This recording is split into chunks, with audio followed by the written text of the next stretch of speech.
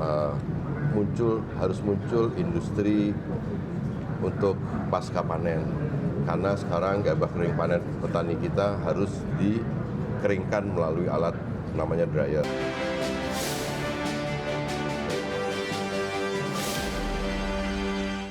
Kementerian Koperasi bakal menjadikan Koperasi Desa Kelurahan Merah Putih, di mana akan dijadikan sarana perkuat kedaulatan pangan nasional. Hal ini lantaran Kopdes Pajak memutus rantai pasok yang panjang dan juga mahal.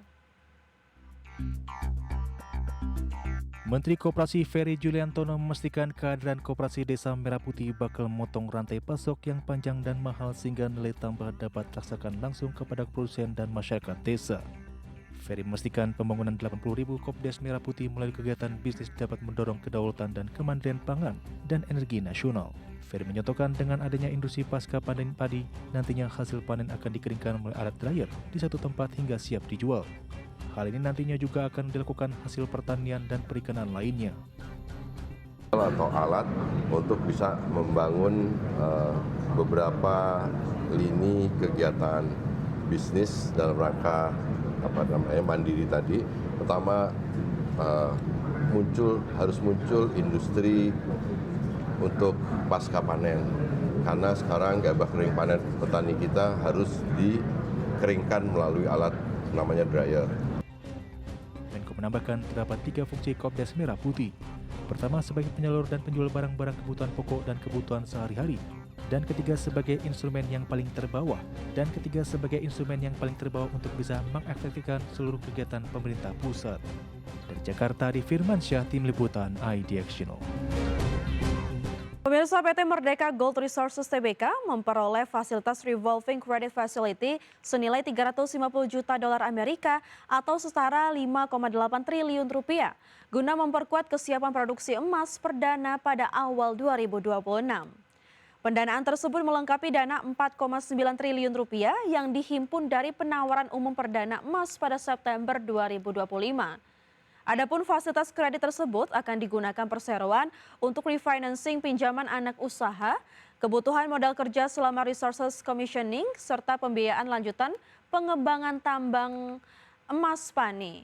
Sebagai catatan, progres konstruksi di tambang Pani terus berlanjut. Keseluruhan konstruksi tambang emas Pani telah mencapai penyelesaian 83% hingga akhir September 2025.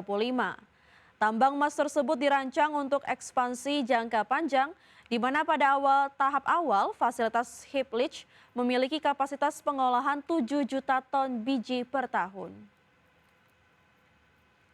Pemirsa, jelang Natal dan Tahun Baru, harga kebutuhan pokok mulai meroket. Di sejumlah daerah, harga cabai bahkan kini naik dari Rp40.000 menjadi Rp100.000 per kilogram.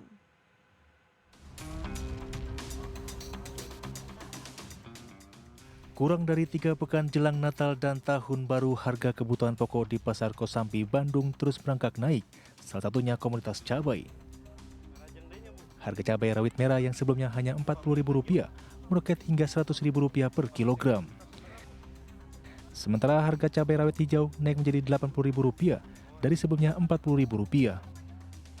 Harga sayuran di pasar melonjak naik, kan? Dari semula harga cabai ini di bawah Rp20.000, cabai yang setan itu sekarang udah lebih dari Rp20.000, Rp25.000 seperti itu. Untuk tomat juga ada kenaikan harga seperti itu ya.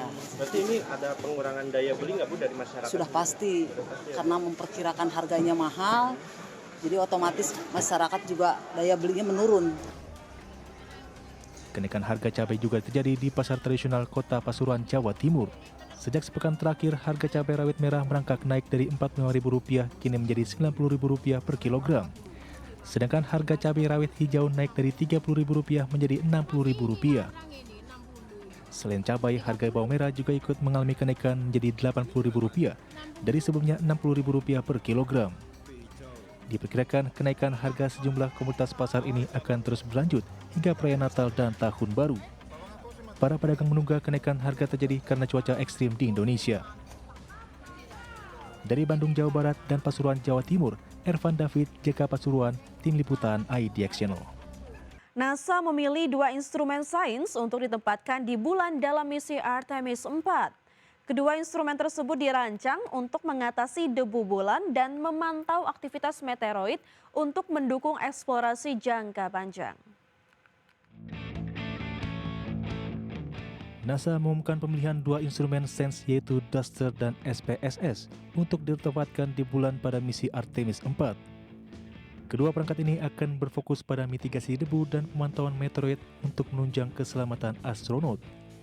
DUSTER dan SPSS akan dikirim langsung ke wilayah kutub selatan bulan oleh astronot Artemis 4. Lokasi tersebut dipilih untuk memberikan wawasan baru terkait kondisi lingkungan bulan dan potensi eksplorasi masa depan. Seluruh data yang dihasilkan kedua instrumen diproyeksikan untuk mendukung eksplorasi berkelanjutan NASA di bulan. Jika memungkinkan, perangkat ini juga akan beradaptasi untuk menyokong misi berawak menuju Mars di masa mendatang. DUSTER atau Dust and Plasma Environment Surveyor akan membantu astronot meminimalkan risiko debu bulan yang bersifat abrasif dan mudah menempel. Instrumen ini akan dipasang pada penjelajah otonom kecil untuk mengukur sifat debu dan plasma di sekitar titik pendaratan. SPSS atau Stasiun Seismik Kutub Selatan akan membantu ilmuwan mengaktualisasi struktur interior bulan dengan mengumpulkan data seismik sepanjang misi. SPSS juga akan menghitung laju pertumbukan meteoroid dan memantau lingkungan seismik melalui eksperimen sumber aktif yang dijalankan oleh kru. Berbagi sumber untuk iDirectional.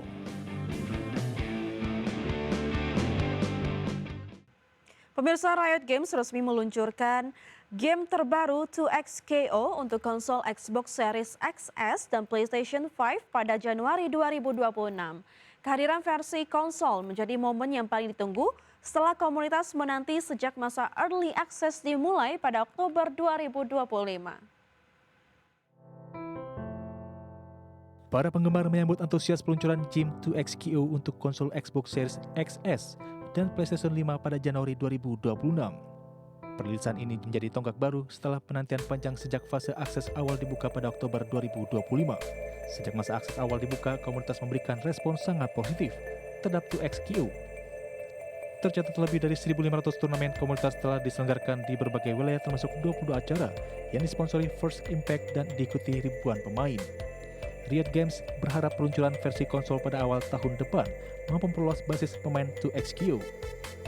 Kehadiran di platform konsol juga diharapkan buka jalan bagi komunitas untuk terlibat dalam berbagai event yang akan digelar sepanjang tahun. Bersamaan dengan pengumuman jadwal rilis di konsol, Riot juga memperkenalkan program kompetitif 2026, Competitive Series untuk game 2XKO. Berbeda dengan League of Legends dan Valorant, format turnamen 2XKO mengandalkan penyelenggaraan komunitas dengan dukungan pendanaan promosi resmi Riot dan peningkatan hadiah. Riot Games menyampaikan akan bagian informasi tambahan mengenai roadmap kompetitif 2XKO sepanjang tahun 2026 dalam waktu dekat. Komunitas diundang untuk mulai meramaikan ekosistem. Turnamen kembali dimulai dari hosting pada awal tahun mendatang. Sebagai sumber untuk iDirectional.